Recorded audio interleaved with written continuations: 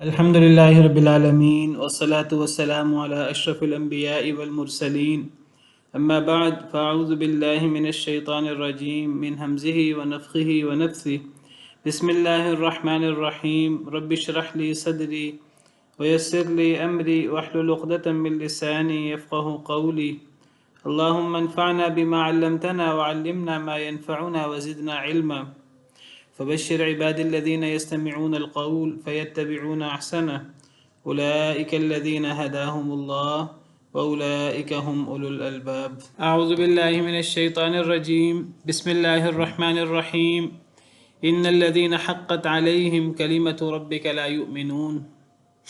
یہ آیت کریمہ ہم نے پڑھ لی تھی کل، لیکن چونکہ اس کا اگلی آیات سے تعلق ہے تو اس کو دوبارہ دہرا لیتے ہیں.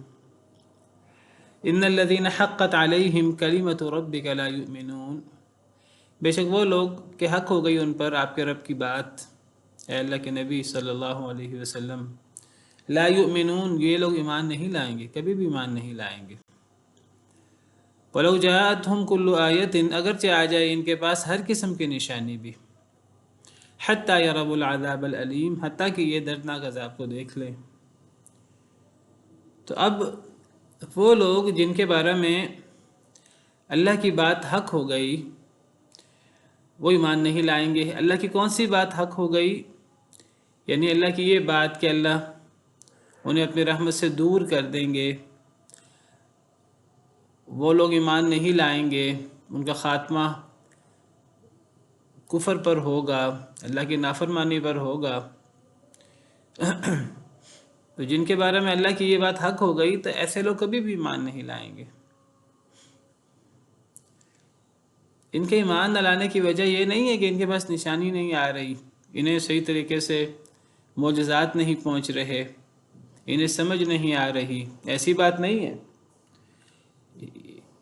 اگر ان کے پاس ہر قسم کی نشانی آ جائے، سینکڑوں ہزاروں معجزات آ جائیں، ماننا انہوں نے پھر بھی نہیں ہے، کیونکہ یہ اصل میں باتوں پر عمل کرنے والے ہیں نہیں، یہ لاتوں کے بت ہیں.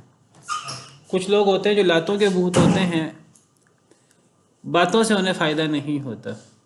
کچھ لوگ ہیں جو عذاب کو دیکھ کر ہی کہیں گے فرعون کی طرح کہ میں ایمان لاتا ہوں. اس سے پہلے جتنا مرضی انہیں دلائل دکھا لیے جائیں، جتنا مرضی انہیں معجزات دکھا لیے جائیں، ہر معجزے کو انہوں نے جادو کہہ کر، جھوٹ کہہ کر، دھوکہ کہہ کر اس کا انکار کر دینا ہوتا ہے. تو ایسے لوگ کبھی بھی ایمان نہیں لائیں گے، اور ایسے لوگوں پر آپ کے رب کی بات حق ہو چکی ہے. کون سی بات؟ کہ اللہ نے جہنم بھی بنائی ہے، اور ایسے لوگوں کے لیے ہی اللہ نے جہنم بنائی ہے. اللہ نے اختیار دیا ہے، اس اختیار کا ان لوگوں نے ناجائز استعمال کیا. اسی موضوع کو اللہ تعالیٰ آگے بڑھا رہے ہیں. اللہ فرماتے ہیں فلولا كانت قرية آمنت فنفعها إيمانها إلا قوم يونس، بس کیوں نہ ہوئی کوئی بستی جو ایمان لاتی، فنفعها ایمانها تو نفع دیتا اس کو اس کا ایمان، الا قوم یونس سوائے قوم یونس کے. لما آمنوا جب وہ ایمان لائے، کشفنا عنہم عذاب الخزي فی الحیات الدنیا ہم نے کھول دیا ان سے رسوائی کا عذاب دنیا کی زندگی میں، ومتعناہم الی حین اور ہم نے فائدہ دیا انہیں ایک وقت مقررہ تک. فلولا كانت قریۃ کیوں نہیں ہوئی کوئی بستی. لولا یہ ایک کلمہ ہے جس کا مطلب کیوں نہیں. لولا کے بارے میں پہلے بھی بات ہو چکی ہے. لولا کبھی تو یہ لو اور لا دو کلموں کا مجموعہ ہوتا ہے، اور لو کا معنی الگ ہے، لا کا معنی الگ ہے. اگر یہ لو اور لا اصل میں دو کلمے ہوں، لو جمع لا، تو لو کا مطلب عربی زبان میں ہوتا ہے اگر، اور لا کا مطلب نہیں. تو قرآن کریم میں لولا اگر نہیں کے معنی میں بھی آتا ہے، لولا لولم. لیکن لولا یہ ایک کلمہ بھی ہے اکٹھا. اکٹھا ایک کلمہ بھی استعمال ہوتا ہے. اگر یہ اکٹھا ایک کلمہ ہو تو اس کا معنی ہوتا ہے کیوں نہیں. کیوں نہیں، ایسا کیوں نہیں ہوا. لولا تستغفرون اللہ لعلکم، تم اللہ سے استغفار کیوں نہیں کرتے. تو لولا یہ اکٹھا ایک کلمہ بھی ہے کیوں نہیں کے معنی میں، اور کبھی یہ لو اور لا کا مجموعہ ہوتا ہے. مثال کے طور پر ہم اس کے بعد مثالیں دیکھ لیتے ہیں قرآن میں. لولا، اب یہ دیکھیے ثم تولیتم من بعد ذلک فلولا فضل اللہ علیکم ورحمتہ لکنتم من الخاسرین. پھر تم پھر گئے اس کے بعد فلولا فضل اللہ. یہاں کیا مطلب ہوگا لولا کا؟ ایک معنی تو یہ ہم کریں اگر نہیں، دو الگ کلمات بنائیں، اور ایک ہم معنی کریں کیوں نہیں. اب دیکھیں کہ یہاں کون سا معنی بہتر بیٹھتا ہے. وعلیکم السلام. جی کون بتائے گا آپ میں سے؟ ثم تولیتم من بعد ذلک جی ہاں، اگر نہ ہوتا فضل اللہ کا، اگر نہ ہوتا اللہ کا فضل تم پر اور اللہ کی رحمت تو تم خسارہ اٹھانے والوں میں سے ہو جاتے. تو یہاں لو الگ ہے، لا الگ ہے. اسی طرح یہ دیکھیے یہ سورہ بقرہ آیت نمبر 118 وقال الذین لا يعلمون لولا يكلمون اللہ. ان لوگوں نے کہا جو نہیں جانتے لولا يكلمون اللہ، اگر نہیں کلام کرتا ہم سے اللہ، یا کیوں نہیں کلام کرتا ہم سے اللہ. کیوں نہیں استاذ، کیوں نہیں کلام کرتا ہم سے اللہ، یا کیوں نہیں آتی ہمارے پاس کوئی نشانی. یہاں یہ ایک کلمہ ہے. کیسے پتہ لگے گا؟ سیاق و سباق سے. اب لولا ولولا دفع اللہ الناس، اور اگر یہاں یعنی اگر نہ دور کرنا ہوتا اللہ کا لوگوں کو، یا کیوں نہ ہوا دور کرنا اللہ کا لوگوں کو، اگر نہ ہوا دور کرنا اللہ کا لوگوں کو. اب یہاں یہ الگ الگ کلمہ ہے. لولا اخرتنا الى اجل قریب، جو لوگ کہتے تھے کہ جہاد فرض کیوں نہیں ہو رہا، سورہ نساء آیت نمبر 77. اللہ فرماتے ہیں کہ جب جہاد فرض ہوا قتال، تو اب وہ لوگ کہنے لگے ربنا لما کتبت علینا القتال، اے اللہ آپ نے ہمارے اوپر قتال کیوں فرض کر دیا. لولا اخرتنا، اگر نہیں تو نے مہلت دی ہمیں، یا کیوں نہیں تو نے مہلت دی ہمیں. تو کیوں نہیں تو نے مہلت دی ہمیں الی اجل قریب، کیوں نہیں. تو قرآن کریم میں آپ کو جگہ جگہ یہ کبھی اگر نہیں کے معنی میں ملے گا، کبھی کیوں نہیں کے معنی میں ملے گا. اور پتہ کیسے لگے گا؟ سیاق و سباق سے. اسی طرح یہاں دیکھیے، اب یہاں فلولا کانت قریۃ، اب اس کا معنی اب ایک تو یہ کہ ہم کہیں کیوں نہ ہوئی کوئی بستی جو ایمان لاتی تو فائدہ دیتا اس کو اس کا ایمان، یا اس کا معنی ہم کریں پس اگر نہ ہوتی کوئی بستی. تو پہلا معنی صحیح ہے، اگر نہ ہوتی کوئی بستی تو معنی فٹ نہیں بیٹھ رہا. تو اللہ تعالیٰ یعنی آپ سمجھیے کہ حیرت کا اظہار کر رہے ہیں، افسوس کا اظہار کر رہے ہیں کہ ایسا کیوں نہیں ہوا کہ عذاب آنے سے پہلے لوگ ایمان لے آئیں، عذاب دیکھنے سے پہلے لوگ ایمان لے آئیں، اور لوگوں کا ایمان ان کو بچا لے. ایمان اتنی بڑی چیز ہے کہ اگر کوئی شخص ایمان لے آتا ہے، اللہ کا عذاب کیوں آنا ہے؟ اللہ کا عذاب تو آنا ہے کہ اگر کوئی بندہ اللہ کا نافرمان ہے، انکار کرنے والا ہے، تو پھر ایسے لوگوں کو ہمیشہ قرآن کریم میں بھی اللہ تعالیٰ نے عذاب کا ڈراوا دیا ہے. اللہ کا عذاب آئے گا، رات سوتے ہوئے اللہ کا عذاب آ سکتا ہے، دن کے وقت اللہ کا عذاب آ سکتا ہے. تم اللہ کے عذاب سے کیسے بچ سکتے ہو؟ تم سمندر میں ہوتے ہو اور وہاں اونچی اونچی لہریں اٹھ جاتی ہیں، تو تم اس وقت دہائیاں دینا شروع کر دیتے ہو کہ اے اللہ تعالیٰ ایک دفعہ چھوڑ دے، اب ہم موحد ہو جائیں گے، اب ہم ایمان لے آئیں گے. پھر جب سمندر سے اللہ تمہیں بچا لیتا ہے تم واپس آ جاتے ہو، پھر تم دوبارہ وہی شرک شروع کر دیتے ہو. تو عذاب آتا ہے اعمال کی وجہ سے، کفر کی وجہ سے. اب اس عذاب کو ٹالنے کا ذریعہ کیا ہے؟ ایمان. اگر کوئی قوم ایمان لے آئے، انفرادی طور پر ایمان یا اجتماعی طور پر ایمان، کوئی قوم ایمان لے آئے تو پھر اللہ کا عذاب نہیں آتا. اگر اللہ نے اس قوم کے بارے میں کوئی عذاب کا فیصلہ بھی کیا ہو ان کے ایمان نہ لانے پر، اگر وہ ایمان لے آئے تو اللہ تعالیٰ وہ عذاب کو ٹال دیتے ہیں۔ تو اللہ فرماتے ہیں کوئی بستی ایسی کیوں نہ ہوئی جو ایمان لاتی اور اس کو اس کا ایمان فائدہ بھی دیتا۔ جو بستی بھی ایمان لائے اس کو تو اس کا ایمان فائدہ دے گا۔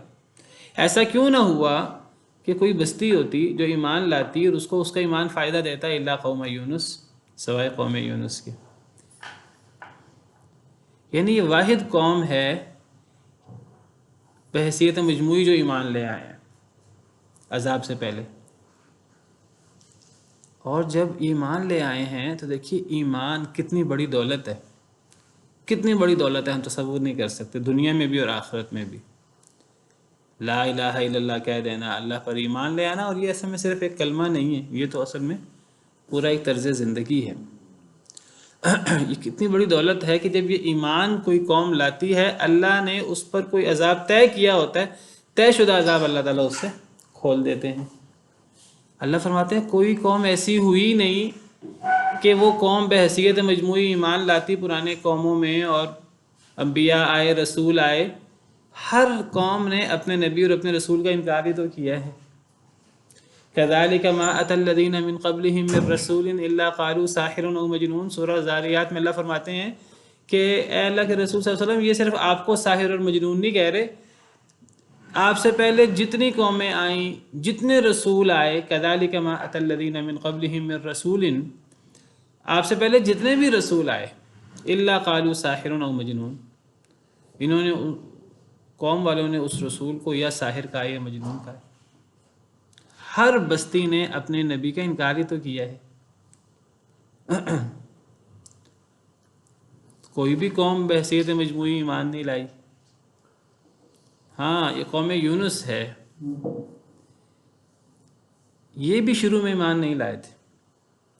شروع میں انہوں نے بھی دوسری قوموں کی طرح، تمام قوموں کی طرح، انہوں نے وہی کفر و شرک کا، انکار کا مظاہرہ کیا، حضرت یونس علیہ السلام پر ایمان نہ لائے۔ اب حضرت یونس علیہ السلام انہیں اللہ کے عذاب سے ڈرا کر نکل گئے۔ اللہ کا عذاب آ جائے گا، ہر نبی اپنی قوم کو اللہ کے عذاب سے ڈراتا ہے۔ حضرت یونس نے ان کو ڈرایا اللہ کے عذاب سے۔ اب حضرت یونس نکل گئے۔ اب یہ الگ تفصیلات ہیں، وہ زیادہ واضح نہیں ہے قرآن و حدیث میں۔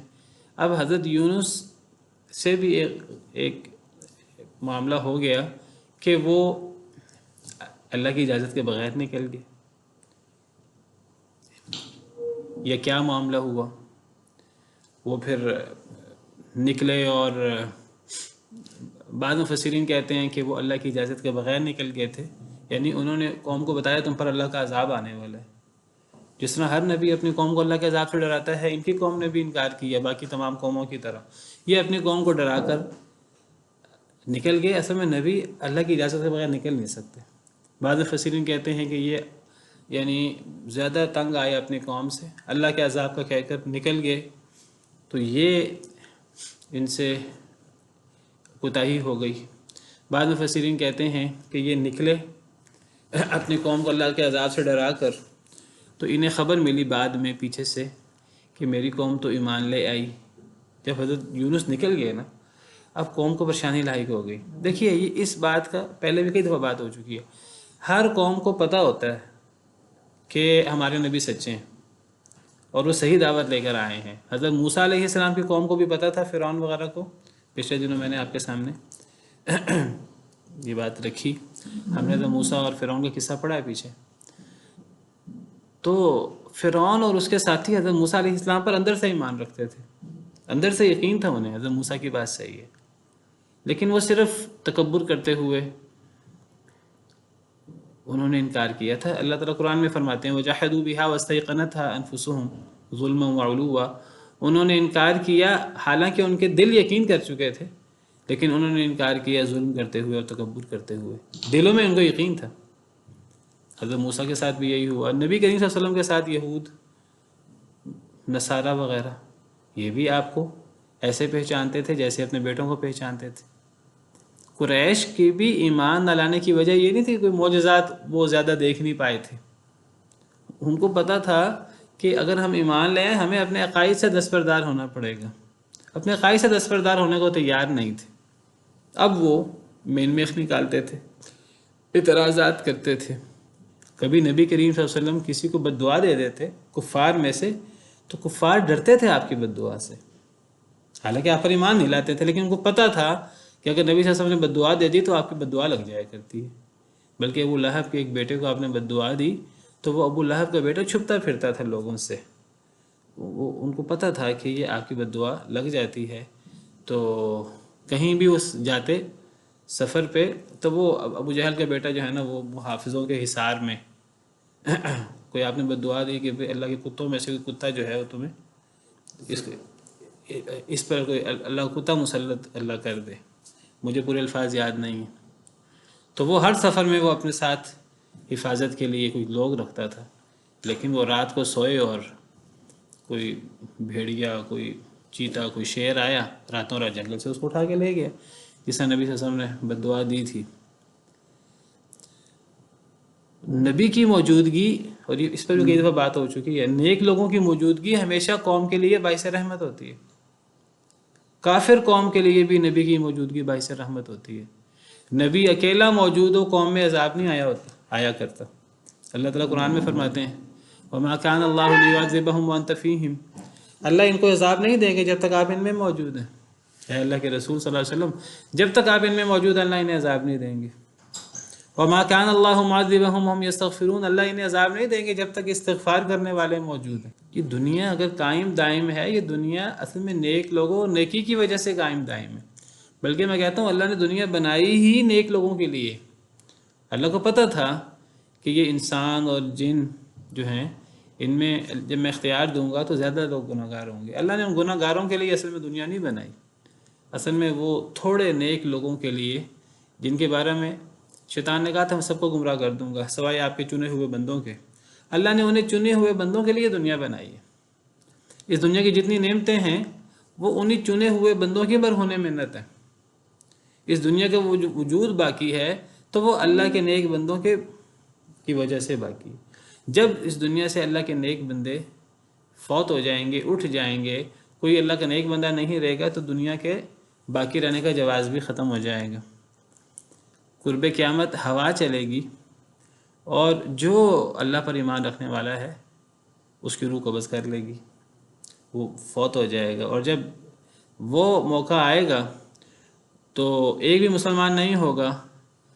حدیث میں آتا ہے ایسے لوگوں پر قیامت قائم ہوگی، دنیا کے باقی رہنے کا جواز ختم ہو جائے گا۔ دنیا تو رہے جب کوئی نیک بندہ موجود ہو، کفار کے لیے تو دنیا نہیں ہے۔ حضرت نوح علیہ السلام کو پتہ لگا کہ اب یہ لوگ ایمان نہیں لائیں گے تو حضرت یونس نے کہا پھر ان کے زندہ رہنے کا فائدہ ہے، اللہ سب کو تباہ کر دے، ان کے بچے بھی پھر کافر اور فاسق و فاجر ہی پیدا ہوں گے۔ تو حضرت یونس علیہ السلام نکلے تو قوم کو اندازہ ہو گیا کہ عذاب آ جائے گا، نبی بھی اب نکل گئے ہیں، اور آپ دیکھیں جب بھی نبی نکلتے ہیں اپنی قوم سے تو عذاب آتا ہے، تو پیچھے سے قوم ایمان لے آئی، اللہ کا کرنا ایسا ہوا، اللہ نے توفیق دے دی، اللہ نے دل کھول دیے ان کے، وہ ایمان لے آئی۔ جب وہ ایمان لے آئی، اب بعض مفسرین کہتے ہیں حضرت یونس کو پتہ لگا کہ میری قوم ایمان لے آئی ہے لیکن قوم سے ناراض تھے کہ وہ میری موجودگی میں ایمان نہیں لائی، تو پھر وہ واپس آنے کی بجائے پھر آگے چلے گئے۔ بہرحال جو معاملہ بھی، حضرت یونس علیہ السلام اللہ کے نیک برگزیدہ نبی تھے، جلیل القدر، ان سے یہ معاملہ ہو گیا، کشتی میں سوار ہوئے اور پھر ان کے ساتھ وہ حادثہ پیش آیا کشتی والا، پھر وہ مچھلی کے پیٹ میں گئے اور اللہ نے پھر دعا کی تو اللہ تعالیٰ نے مچھلی کے پیٹ سے انہیں نجات دی، وہ الگ واقعہ ہے۔ تو حضرت یونس علیہ السلام کی قوم وہ واحد قوم ہے کہ یہ سب ایمان لے آئے بحیثیت مجموعی، اور جو اللہ نے عذاب ان کے بارے میں آج سمجھیے ان کے کفر کی وجہ سے ان پر عذاب آنا تھا تو اللہ نے وہ آیا ہوا عذاب ان سے ٹال دیا۔ تو اللہ فرماتے ہیں کہ یونس علیہ السلام کی قوم کے علاوہ کوئی اور قوم ایسی کیوں نہ ہوئی کہ وہ یونس علیہ السلام کی قوم کی طرح ایمان لاتی اور اس کو اس کا ایمان فائدہ دیتا؟ کیوں نہ ہوئی کوئی بستی جو ایمان لاتی بس فائدہ دیتا اس کو اس کا ایمان، سوائے قوم یونس کے، واحد قوم ہے۔ کیا ہوا؟ لما آمنو، جب وہ سب ایمان لے آئے عذاب سے پہلے اختلاف ہو گیا۔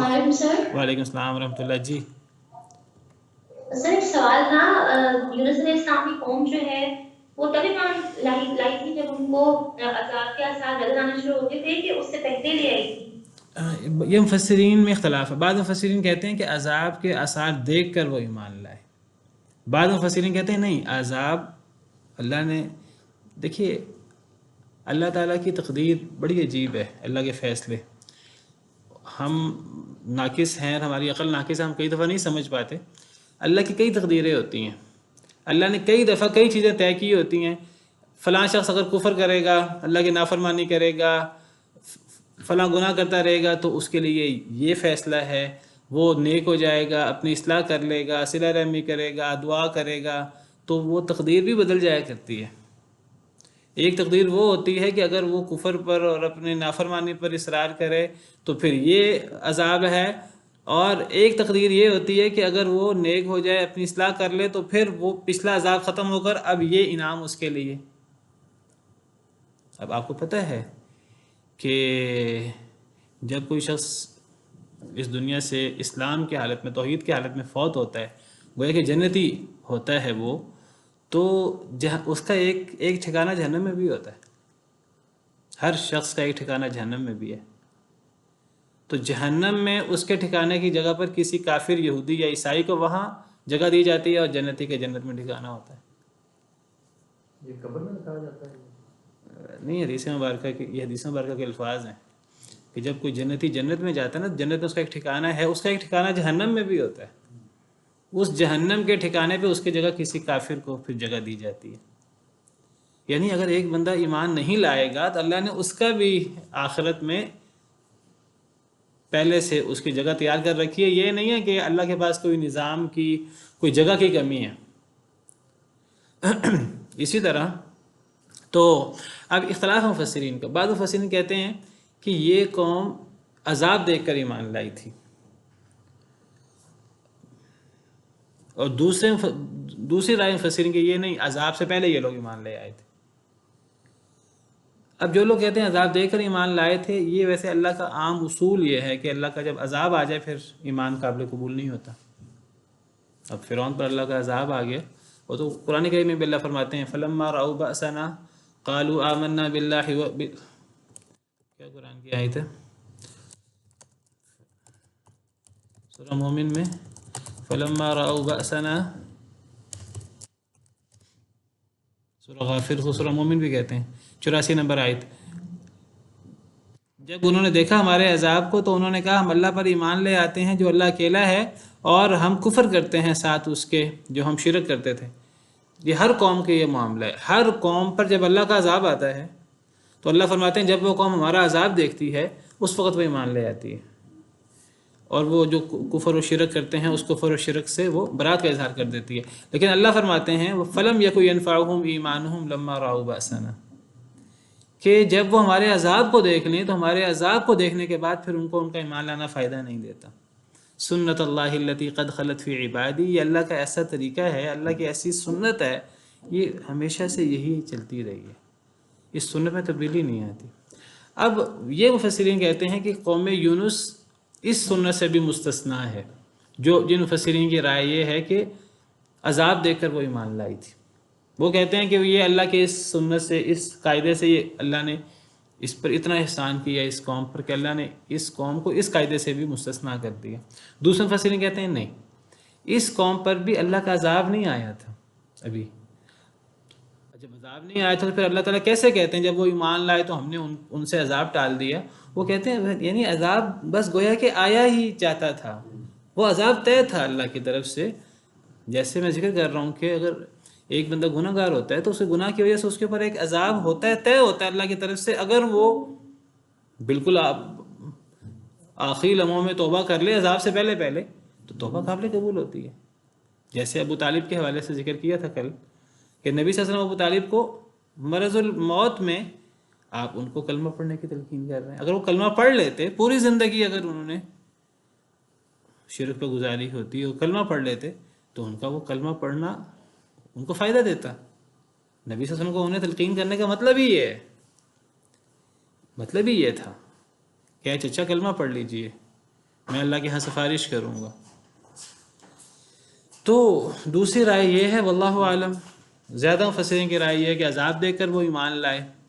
مجھے ویسے دوسری رائے بہتر لگتی ہے، باقی اللہ بہتر جانتے ہیں. وہ سمجھ رہے تھے کہ نبی نکل گئے ہیں. ہاں 3 دن ہوتے ہیں تو اس کے اندر انہوں نے وہ 3 دن، بعض قوموں کو 3 دن ملتے ہیں، قوم سمود کو 3 دن ملے، کسی قوم کو قوم بیش زیادہ دن ملتے ہیں، کسی کو کم دن ملتے ہیں. حضرت یونس کا نکلنا تو انہوں نے کہا کہ اب نبی بھی نکل گئے ہیں. تو یہ واحد قوم ہے خوش نصیب کہ یہ پھر ایمان لائی. اور پھر اللہ فرماتے ہیں جب یہ ایمان لائے تو ہم نے ان سے رسوائی کا عذاب ٹال دیا دنیا کی زندگی میں. تو دیکھیے ایمان کا کتنا بڑا فائدہ ہے کہ ایمان کی وجہ سے آیا ہوا عذاب اللہ نے ان سے کھول دیا.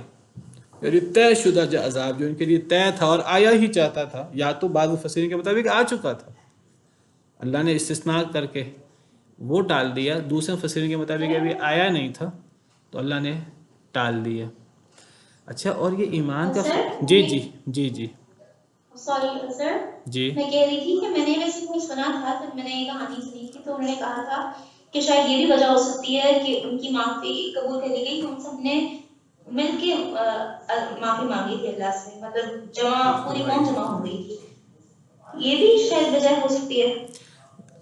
یہ ایک رائے تو میں نے بتایا یہ موجود ہے، اور یہ بہت سارے مفسرین کی رائے ہے. لیکن یہ جو قرآن کی آیت ہے میں نے ابھی آپ کے سامنے رکھی سورہ مومن کی، وہ اس آیت میں یہ ہے کہ وہ پوری قوم کی بات ہو رہی ہے. وہ جب کسی قوم پر اللہ کا عذاب اللہ فرماتے ہیں فلم یکو ینفعہم ایمانہم لما رأوا بأسنا، جب کسی قوم پر اللہ کا عذاب آتا ہے، جب عذاب آ جاتا ہے تو پوری قوم ایمان لے آتی ہے. اجتماعی ایمان تو وہاں بھی لوگ لے آتے ہیں. اب بعض مفسرین کے مطابق وہ اللہ کے اس طریقے سے وہ مستثنا ہے کہ اللہ نے ان کو عذاب کے باوجود انہیں اللہ نے معاف کر دیا. دوسرے مفسرین کہتے ہیں نہیں ابھی عذاب نہیں آیا تھا. واللہ عالم، کوئی دو ٹوک بات ہمارے سامنے موجود نہیں ہے. بس یہ آیت موجود ہے لما آمنوا، جب وہ ایمان لائے، کشفنا عنہم عذاب الخزی، ہم نے کھول دیا ان سے رسوائی کا عذاب. اس آیت میں یہ صراحت نہیں ہے کہ وہ رسوائی کا عذاب آ چکا تھا کہ ابھی بالکل آنے والا تھا، یہ صراحت نہیں ہے. یہی اختلاف ہے مفسرین میں، واللہ عالم. لیکن میں صرف یہ بتانا چاہ رہا ہوں، دیکھیے ایمان کا مقام کتنا بڑا ہے، ایمان کتنی بڑی چیز ہے. دنیا کے اندر دیکھیں اس ایمان کی وجہ سے اللہ نے آیا ہوا عذاب ٹال دیا، اور آخرت میں یہ جو لوگ ایمان لائیں دنیا میں لائے، آخرت میں وہ جہنم سے اور اللہ کی الغضب سے محفوظ رہیں گے. اور اللہ قرآن میں فرماتے ہیں ربما یود الذین کفروا لو کانوا مسلمین، ایک وقت ہوگا جب کافر لوگ پسند کریں گے کاش کہ وہ بھی مسلمان ہوتے. اور یہ بات یہ 14ویں پارے کی پہلی آیت ہے. اور یہ آیت کریمہ کس موقع کی ہے؟ احادیث مبارکہ سے پتہ لگتا ہے کہ کچھ لوگ تو سیدھا جنت میں چلے جائیں گے، اللہ ان کو سیدھا جنت میں بھیج دیں گے، اللہ تعالی ہمیں ایسے لوگوں میں شامل فرمائے.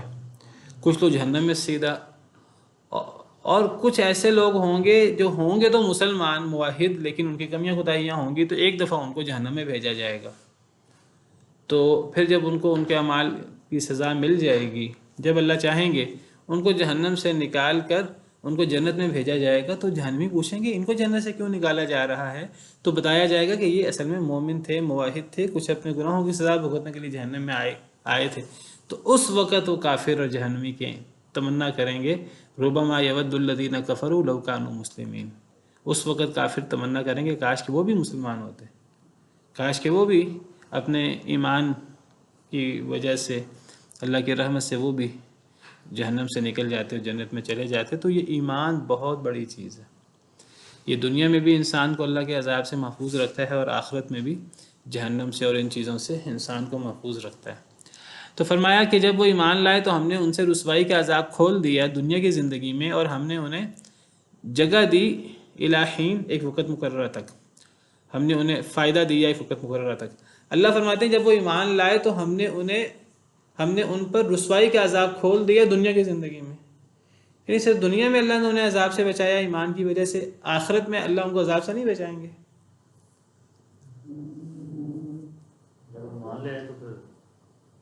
اگر ایمان لے آئے تو پھر دنیا اور آخرت دونوں میں فائدہ ہونا چاہیے. تو اللہ یہ کیوں فرما رہے ہیں کہ جب وہ ایمان لائے تو ہم نے ان سے دنیا کا رسوائی کا عذاب کھول دیا. اچانک ہلاکت تھی وہ وقت، یہ تو آخرت کا عذاب. مفسرین کہتے ہیں کہ اصل میں اللہ نے ایک دفعہ تو ان کے ایمان لانے پر عذاب کھول دیا، اب کوئی بندہ مرتد بھی تو ہو سکتا ہے، کوئی بندہ گناہ گار بھی تو ہو سکتا ہے بعد میں. تو ایک بندہ ایمان لاتا ہے اور اللہ تعالیٰ اس کے ایمان کی وجہ سے دنیا کا عذاب ختم کر دیتے ہیں. اگر تو وہ اس ایمان پہ فوت ہو جاتے پھر تو ایک بات طے ہو گیا نا کہ یہ اس کا خاتمہ بالخیر ہوا ہے. اب اور ایک بندہ ایمان لے آئے تو ایمان لانے کے بعد ہم ایک بندے کے بارے میں یہ دعویٰ نہیں کر سکتے کہ وہ جنتی ہے پکا. جنتی تو کب ہے؟ جب اس کی ایمان پر وفات ہوگی. کئی ایسے بدبخت بھی ہوتے ہیں کہ ایمان لانے کے بعد پھر گناہ کرتے ہیں اور مرتد ہو جاتے ہیں. نبی صلی اللہ علیہ وسلم پر ایمان لانے والوں میں سے کئی بعض لوگ مرتد ہو گئے تھے. وَمَن يَرْتَدِدْ مِنْكُمْ عَنْ دِينِهِ فَيَمُتْ وَهُوَ كَافِرٌ فَأُولَٰئِكَ حَبِطَتْ أَعْمَالُهُمْ فِي الدُّنْيَا وَالْآخِرَةِ. سورہ بقرہ میں اللہ فرماتے ہیں جو بندہ اپنے دین سے مرتد ہو جائے اور پھر وہ اس حال میں مرے کہ وہ کافر ہو، فَأُولَٰئِكَ حَبِطَتْ أَعْمَالُهُمْ فِي الدُّنْيَا وَالْآخِرَةِ، تو ایسے لوگوں کے نیک اعمال دنیا اور آخرت میں تباہ ہو جاتے ہیں، ضائع ہو جاتے ہیں، اور پھر یہ لوگ جہنمی ہوتے ہیں. ہم فیہا خالدون، ان کا ایمان لانا، ان کی نیکیاں ساری ضائع ہو جاتی ہیں.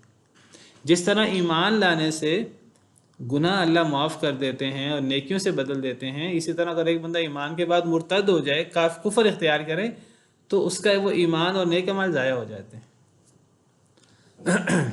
بلکہ ایمان لانے کی وجہ سے جو اس کی کمیاں کوتاہیاں معاف ہوئی ہوتی ہیں، اگر ایک بندہ مرتد ہو جائے، وہ جو کمیاں کوتاہیاں معاف ہوئی ہوتی ہیں وہ دوبارہ لوٹ آتی ہیں اور نیکیاں بھی ضائع ہو جاتی ہیں. تو مطلب یہ ہے کہ جب وہ ایمان لائے تو ہم نے دنیا کا رسوائی کا عذاب ٹال دیا، اس لیے کہ اللہ نے فرمایا وَمَتَّعْنَاهُمْ إِلَىٰ حِينٍ، ہم نے پھر انہیں ایک مدت کے لیے فائدہ دیا دنیا کا. یعنی ان کی اللہ نے ابھی ان کی عمر تھی، تو اب اس عمر میں اب وہ ایمان پر برقرار رہتے ہیں کہ نہیں رہتے، یہ وضاحت نہیں ہے اس آیت میں. اگر وہ ایمان پر برقرار رہے جو لوگ، وہ آخرت میں بھی اللہ کے انعامات کے حقدار ہیں. جو اس مہلت میں مرتد ہو گئے اور اللہ کے نافرمان بن گئے تو ان کا معاملہ پھر اس کے مطابق ہوگا. ایمان بہت بڑی چیز ہے اور اللہ کی نافرمانی بہت منحوس چیز ہے جو انسان کو تباہ و برباد کر کے رکھ دیتی ہے. وَلَوْ شَاءَ رَبُّكَ لَآمَنَ مَنْ فِي الْأَرْضِ كُلُّهُمْ جَمِيعًا، اور اگر چاہتا آپ کا رب البتہ ایمان لے آتا ہر وہ شخص جو زمین میں ہے، ایمان لے آتے تمام وہ جو زمین میں ہیں، کلہم سب کے سب، جمیعا سب کے سب. اگر اللہ چاہتے تو دنیا کے سارے لوگ ایمان لے آتے. کیا مطلب؟ اگر اللہ چاہتے تو ایسا ہوتا، یعنی اللہ نے ایسا چاہا ہی نہیں. تو اللہ نے نہیں چاہا کہ دنیا کے سارے لوگ ایمان لائیں، یہ اللہ کا ارادہ کونیہ ہے. اللہ کی مرضی تو یہ ہے، اللہ کی خوشی تو یہ ہے کہ دنیا کے سارے لوگ ایمان لے آئیں، لیکن اللہ کا ارادہ کونیہ یہ ہے کہ سارے ایمان نہیں لائیں گے. کیوں؟ کیونکہ اللہ نے اختیار دیا ہے، اس اختیار کا نتیجہ یہ ہے سارے ایمان نہیں لائیں گے. تو اللہ تعالیٰ فرماتے ہیں وَلَوْ شَاءَ رَبُّكَ، اگر آپ کا رب چاہتا لَآمَنَ مَنْ فِي الْأَرْضِ كُلُّهُمْ جَمِيعًا، تو زمین کے سارے لوگ ہی ایمان لے آتے. تو اللہ نے ایسا چاہا نہیں. اللہ نے انسانوں اور جنوں کے بارے میں ایسا نہیں چاہا. باقی تمام مخلوقات وہ مجبور ہیں ایمان لانے پر، انسان اور جن مجبور محض نہیں ہیں، اللہ نے انہیں اختیار دیا ہے. تو یہاں اللہ کی مشیت سے مراد اللہ کا ارادہ کونیہ مراد ہے، اللہ کی مرضی مراد نہیں ہے. اللہ کی خوشی تو یہ سارے ایمان لے آتے. اب جب اللہ نے اختیار دے دیا ہے انسانوں اور جنوں کو، اور اس میں اللہ کی اپنی حکمت بالغہ ہے، اب اس پر کوئی اعتراض بھی نہیں کر سکتا کہ اللہ نہ اختیار دیتے. اللہ کے اختیار دینے کی وجہ سے تو اتنے لوگ جہنم میں چلے جائیں گے. اگر اللہ اختیار نہ دیتے پھر جنت بھی نہ ہوتی. اگر اللہ اختیار نہ دیتے تو جب جہنم نہ ہوتے تو جنت بھی نہ ہوتی، کیونکہ جنت بھی فرشتوں کے لیے نہیں ہے، جانوروں کے لیے، آسمان و زمین کے لیے نہیں ہے. یہ سب اللہ کے اطاعت گزار ہیں، اللہ کی نافرمانی نہیں کر سکتے، لیکن ان کے لیے جنت بھی نہیں ہے، کیونکہ اس میں ان کا کوئی اس معنی میں کمال نہیں ہے، کیونکہ یہ اپنے اختیار سے تو پھر کرتے نہیں ہیں، یہ پابند ہے. فرشتوں کے بارے میں ہے لا یعصون اللہ ما امرہم ویفعلون ما یؤمرون، یہ اللہ کی نافرمانی نہیں کرتے جو اللہ انہیں حکم دے، اور یہ وہ کرتے ہیں جو انہیں حکم دیا جاتا ہے، اس لیے کہ ان کے اندر وہ نافرمانی کا مادہ ہی نہیں ہے. تو ان کے لیے جنت بھی نہیں ہے. حدیث مبارکہ میں آتا ہے کہ فرشتوں نے اللہ سے دعا کی کہ اے اللہ تعالیٰ آپ نے انسانوں کو دنیا کے اندر بھیجا، انسان دنیا کے اندر بڑی عیش و عشرت کرتا ہے، کھاتا پیتا ہے، شادی کرتا ہے اور دنیا کے فائدے اٹھاتا ہے، اے اللہ آپ نے چلو انہیں دنیا دے دی، اے اللہ ہمیں آخرت دے دیں، جنت وغیرہ ہمیں دے دیں، ہم تسبیح کرتے ہیں، ہم یہ کرتے ہیں، ہم وہ کرتے ہیں۔ تو اللہ نے فرمایا نہیں، اللہ نے فرمایا کہ جن کو میں نے کن کہہ کر پیدا کیا ہے میں انہیں اس کے برابر کیسے کر سکتا ہوں جسے میں نے اپنے ہاتھ سے پیدا کیا، یعنی حضرت آدم علیہ السلام، حضرت آدم علیہ السلام کو اللہ نے اپنے ہاتھ سے پیدا کیا۔ تو اللہ فرماتے ہیں کہ آدم اور اس کی اولاد کا جو مقام ہے آخرت میں جنت والا، یہ مقام میں ان فرشتوں کو نہیں دے سکتا کہ جن فرشتوں کو میں نے کن کہہ کر پیدا کیا۔ تو فرشتوں کے لیے جنت نہیں ہے، نہ دیگر مخلوقات کے لیے، جنت انسانوں اور جنوں کے لیے ہے، لیکن جب ان کے لیے یہ اتنا بلند مقام ہے کہ ان کے لیے اللہ نے جنت رکھی ہے تو پھر اللہ نے پھر فائدے کے ساتھ نقصان بھی ہوتا ہے، اور پھر جو لوگ اس ذمہ داری کو صحیح ادا نہیں کرتے پھر ان کے لیے بدترین سزا بھی ہے، اور یہ سزا کسی اور کے لیے نہیں ہے، یہ انسانوں اور جنوں کے لیے ہی ہے۔ سنفرغ لکم ایھا الثقلان، سورہ رحمان میں اللہ فرماتے ہیں اے انسان اور جن ہم عنقریب تم دونوں کے لیے فارغ ہوں گے، دو مخلوقات کے لیے اللہ نے قیامت کے دن فیصلے کرنے ہیں، اور قیامت کے دن کا میدان محشر لگنا ہے۔ اگرچہ اس میدان محشر میں صرف انسان اور جن نہیں، دنیا میں دیگر جانوروں نے، دیگر مخلوقات نے بھی جو ایک دوسرے پہ ظلم کیے ہیں وہ فیصلے بھی قیامت کے دن ہوں گے۔ اگر کسی سینگ والی بکری نے بغیر سینگ کے بکری پر زیادتی کی ہوگی، حدیث میں آتا ہے، وہ بھی بدلہ دلوایا جائے گا اسے، یہ بتانے کے لیے اللہ کتنے انصاف کرنے والے ہیں، حالانکہ وہ جانور ہیں، لیکن پھر یہ کام کر کے ان کو مٹی بنا دیا جائے گا۔ لیکن انسان اور جن کا پھر ہمیشہ ہمیشہ کے لیے ان کے لیے جزا اور سزا ہے۔ یہ اللہ کی اپنی حکمتیں ہیں، اللہ کے فیصلے ہیں، ان فیصلوں پر کوئی اعتراض نہیں کر سکتا۔ تو کوئی اگر یہ کہے کہ سارے ہی مسلمان ہو جاتے تو اس پر پھر اللہ ناراض بھی ہوتے ہیں۔ تو اللہ فرماتے ہیں افانت تکرہ الناس حتی یکونوا مؤمنین، کیا پس آپ لوگوں کو مجبور کریں گے اے اللہ کے رسول، کیا پس تو مجبور کرے گا لوگوں کو کہ وہ مومن ہو جائیں؟ نبی صلی اللہ علیہ وسلم مجبور نہیں کرتے تھے، اصل میں اس میں وہ نبی صلی اللہ علیہ وسلم کا جو ایک جذبہ تھا، جذبہ اصلاح، دشمنوں کے لیے، اپنے جان کے دشمنوں کے لیے جو ہر وقت آپ کو تکلیفیں پہنچانے پر کمر بستہ رہتے تھے، لیکن نبی صلی اللہ علیہ وسلم تو نبی تھے، اور آپ کا تو شدید جذبہ تھا کہ کاش کہ یہ جو میرے دشمن ہیں میرے ساتھ میرے صحابہ سے دشمنی کرتے ہیں، کاش کہ انہیں ایمان کی دولت نصیب ہو جائے، اور کاش کہ یہ اللہ کے اخروی عذاب سے بچ جائیں۔ اصل عذاب تو اخروی عذاب، دنیا اور آخرت کے عذاب سے بچ جائیں۔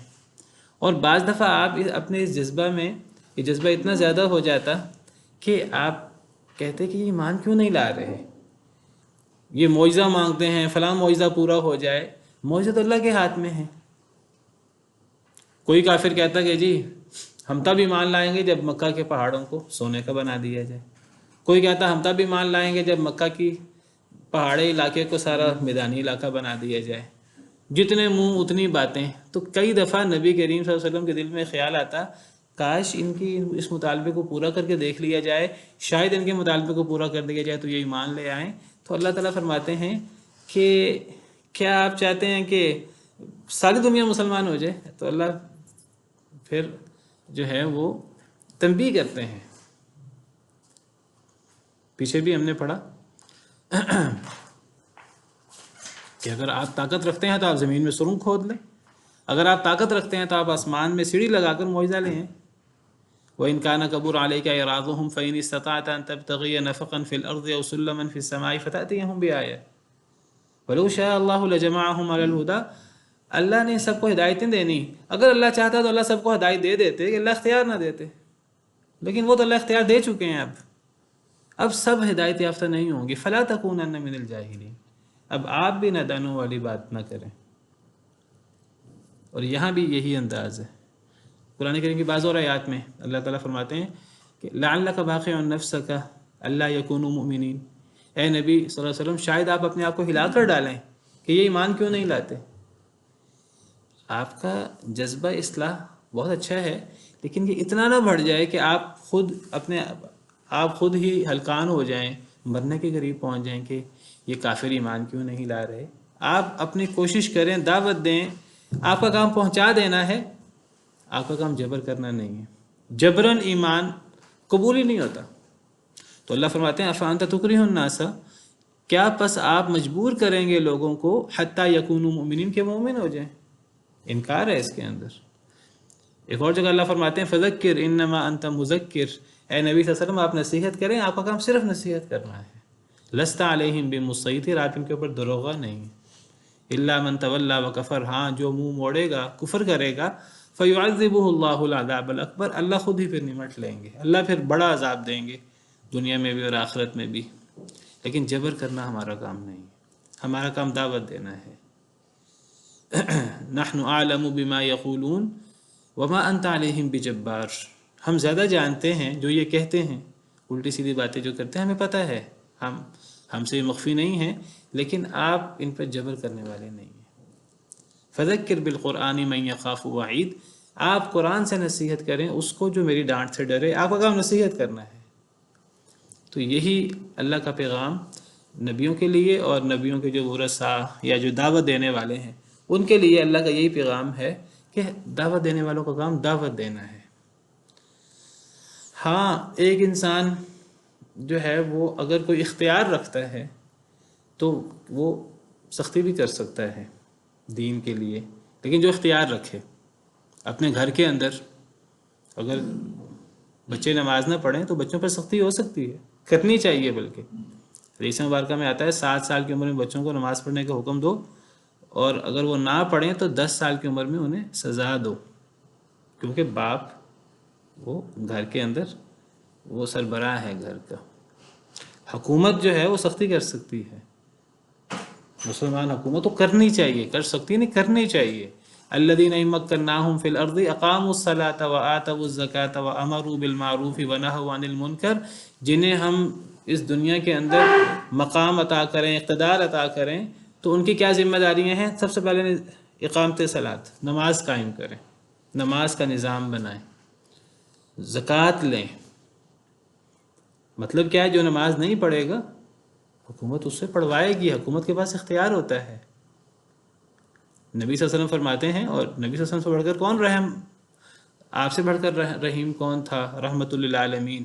آپ فرماتے ہیں میرا دل کرتا ہے کہ میں اپنی جگہ پر نماز کے لیے کسی اور کو کھڑا کروں، اور جو لوگ گھروں میں نماز پڑھ رہے ہیں، نماز پڑھنے مسجد میں نہیں آ رہے، اگر اس گھروں میں بچے اور عورتیں نہ ہوں تو میرا دل کرتا ہے میں جا کے گھروں کو آگ لگا دوں۔ صحیح حدیث ہے، کیونکہ آپ حکمران بھی تھے۔ آپ نے فرمایا عورتیں اور بچے نہ ہوں تو میں گھروں کو آگ لگا دوں۔ کن لوگوں کے گھروں کو؟ جو گھر میں نماز پڑھتے ہیں، مسجد میں آگے نماز نہیں پڑھتے، جو پڑھتے ہی نہیں ہے وہ، جنہوں نے زکوٰۃ ادا نہیں کی، سیدنا ابوبکر صدیق نے ان سے لڑائی کی، تو یہ حکومت کی ذمہ داری ہے۔ ہاں معاشرے کے اندر علماء کے پاس اختیار نہیں ہے اگر، تو علماء کا کام دعوت دینا ہوتا ہے، ان کا کام زبردستی کرنا نہیں ہوتا۔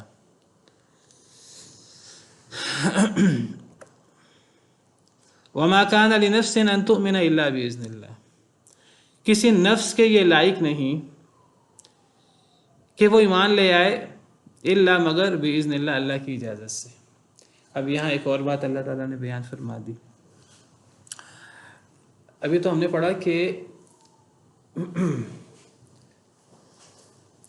یعنی اللہ نے اختیار دیا ہوا ہے، اور جب اللہ نے اختیار دیا ہے تو ایمان وہی لائے گا جو ایمان لانا چاہتا ہے۔ جو ایمان نہیں لانا چاہتا تو جبراً تو اس کو کلمہ نہیں پڑھایا جائے گا، جو ایمان نہیں لاتا تو اس کو ایمان لانے کے لیے مجبور نہیں کیا جائے گا، اور جو ایمان لاتا ہے تو اس کا ایمان قبول ہے، اس کا ایمان رد نہیں کیا جائے گا۔ لیکن اب یہاں اللہ فرماتے ہیں کہ کوئی بندہ یہ نہ سمجھے کہ میں ایمان لا کر بڑا احسان کرتا ہوں، میری نیکی کی، میرے ایمان کی ضرورت ہے اللہ کو، دین اسلام کو۔ اللہ فرماتے ہیں کہ یہ ایمان کی توفیق بھی اللہ کی مرضی سے ملتی ہے، یہ ہر ایک کو ملتی نہیں ہے، جب تک اللہ کا حکم نہ ہو تب تک ایک بندہ ایمان ہی نہیں لا سکتا. یعنی کوئی بندہ ایمان لا کر نہ اللہ پر احسان کرتا ہے، نہ نبی پر احسان کرتا ہے، نہ اسلام پر مسلمانوں پر احسان کرتا ہے، یہ تو اللہ کی توفیق ہے. اللہ کسی کو ایمان لانے کی توفیق دے دیں. کسی نفس کے لائق نہیں کہ وہ ایمان لے آئے مگر اللہ کی اجازت سے. یا ایسے جیسے اگر علماء کہیں لوگوں کو نماز پڑھنے کا، تو بعض لوگ نماز پڑھ کے بڑا احسان جیتے ہیں، جی ہم نے تو نماز پڑھی ہے، بڑا کام کیا ہے. بھئی اگر آپ نے نماز پڑھی ہے تو یہ اللہ نے آپ کو توفیق دی ہے نماز پڑھنے کی. اگر اللہ کی مرضی نہ ہوتی آپ نماز ہی نہ پڑھ سکتے. تو بات یہ ہو رہی تھی وما کان لنفس ان تؤمن الا باذن اللہ، کسی نفس کے یہ لائق نہیں کہ وہ ایمان لائے مگر اللہ کی اجازت سے. یعنی ایمان لانا کوئی کسی کا کسی پر احسان نہیں ہے، یہ تو نصیب والے کو یہ توفیق ملتی ہے کہ وہ ایمان لائے. جس کو اجازت ملتی ہے، جس کے سینے کو اللہ کھولتے ہیں تو وہ ایمان لاتا ہے. ہر بندہ تو اس طرح ایمان لا بھی نہیں سکتا. تو کوئی بندہ یہ نہیں سمجھے کہ وہ ایمان لا کر نیکی کر کے احسان کر رہا ہے. یہاں کسی کو اشکال ہو سکتا ہے کہ بھئی ایک بندہ ایمان لانا چاہتا ہے، اللہ اسے اجازت ہی نہیں دے رہے. ایسا ہوتا نہیں ہے کبھی. یعنی اگر اس آیت سے کسی کو یہ محسوس ہو کہ جی بس اللہ کی اجازت سے ہی ہر شخص ایمان لائے گا، تو اگر ایک شخص کو اللہ کی اجازت ہی نہ ہو تو اللہ تعالیٰ تو غفور و رحیم ہے، اور اللہ تعالیٰ تو عدل و انصاف والے ہیں. اگر ایک بندہ ایمان لانا چاہے گا جتنا بھی گناہ گار کیوں نہ ہو، اللہ کیوں اس کو اجازت نہیں دیں گے؟ لیکن یہ بات ہمیں سمجھ لینی چاہیے کہ اللہ، کوئی بندہ ایمان لانا چاہے گا اللہ اس کو ضرور ایمان کی توفیق دیں گے. جو ایمان نہیں لانا چاہے گا اللہ اس کو کبھی بھی ایمان کی توفیق نہیں دیں گے. لیکن یہ بات یاد رکھنی چاہیے کہ ایمان کی، نیکی کی توفیق اللہ کے حکم سے ملتی ہے. دل ہمارے اللہ کے ہاتھ میں ہے. ایسا ہوتا نہیں ہے کبھی کہ ایک شخص ایمان لانا چاہے اور اللہ تعالیٰ اس کو ایمان لانے سے ہی روک دیں. ایسا ہوتا نہیں ہے. لیکن یہ دل اللہ کے ہاتھ میں ہے. فَمَن يُرِدِ اللَّهُ أَن يَهْدِيَهُ يَشْرَحْ صَدْرَهُ لِلْإِسْلَامِ، جسے اللہ ہدایت دینا چاہے اللہ اس کے سینے کو اسلام کے لیے کھول دیتے ہیں. وَمَن يُرِدْ أَن يُضِلَّهُ يَجْعَلْ صَدْرَهُ ضَيِّقًا حَرَجًا، جسے اللہ گمراہ کرنا چاہے اللہ اس کے سینے کو تنگ کر دیتے ہیں. اور یہ جو اللہ کسی کے سینے کو تنگ کرتے ہیں یہ اس کے اعمال کی وجہ سے ہوتا ہے، اس کے اپنے کردار کی وجہ سے ہوتا ہے. تو فرمایا کہ وَيَجْعَلُ الرِّجْسَ عَلَى الَّذِينَ لَا يَعْقِلُونَ، اللہ کر دیتے ہیں نجاست کو، گندگی کو. رجس کہتے ہیں گندگی اور نجاست، غلاظت، ناپاکی. اللہ اور وہ کر دیتا ہے گندگی کو ان لوگوں پر جو عقل نہیں رکھتے. یہاں گندگی سے کیا مراد ہے؟ یہاں گندگی سے مراد کفر، نفاق، بے ایمانی ہے. پیچھے ایمان کی بات ہو رہی ہے. ایمان تو پاکیزہ چیز ہے اور یہ اللہ کی توفیق سے ملتی ہے. یہ کوئی کسی کا اللہ پر احسان نہیں ہے. یہ تو اللہ کا احسان ہے. اللہ نے اسے توفیق دے دی، اجازت دے دی کہ وہ ایمان لے آئے. اور جو ایمان نہیں لاتے تو ایسے لوگوں پر جو کفر اور نفاق اور یہ چیزیں جن کا ہم مشاہدہ بھی کرتے ہیں، تو اللہ کر دیتے ہیں گندگی کو ان لوگوں پر جو عقل نہیں رکھتے. جو عقل نہیں رکھتے تو ایسے لوگوں کے دلوں میں اللہ تعالیٰ کفر، نفاق، انکار، بدعات، خرافات، اللہ ان چیزوں کو ڈال دیتے ہیں. اور یہ کون لوگ ہیں؟ یہ وہ لوگ ہیں جو عقل نہیں رکھتے. یہ بے وقوف لوگ ہوتے ہیں، چاہے دنیاوی اعتبار سے وہ کتنے ہی ذہین کیوں نہ ہوں، کتنے ہی دنیاوی اعتبار سے پڑھے لکھے لوگ کیوں نہ ہوں. اصل میں یہ بے وقوف لوگ ہیں، یہ بے عقل لوگ ہیں. اور عقل والا کون ہے؟ عقل والا مومن ہے. فاتقوا اللہ یا اولی الالباب الذین آمنوا، اللہ سے ڈر جاؤ اے عقل والو، وہ جو ایمان لائے ہو. حقیقی عقل والا ہوتا ہی ایمان والا ہے. جو ایمان والا نہیں ہے وہ کبھی عقل والا نہیں ہو سکتا. دنیاوی اعتبار سے جتنا وہ دنیاوی طور پہ پڑھا لکھا کیوں نہ ہو جائے. قُلِ انظُرُوا مَاذَا فِي السَّمَاوَاتِ وَالْأَرْضِ، کہہ دیجئے یہ دیکھو جو بھی آسمانوں میں ہے اور زمین میں ہے اس کو دیکھو، اس میں غور کرو. وَمَا تُغْنِ الْآيَاتُ وَالنُّذُرُ عَنْ قَوْمٍ لَا يُؤْمِنُونَ، نہیں فائدہ دیتی نشانیاں اور ڈراوے اس قوم کو جو ایمان نہ لائے.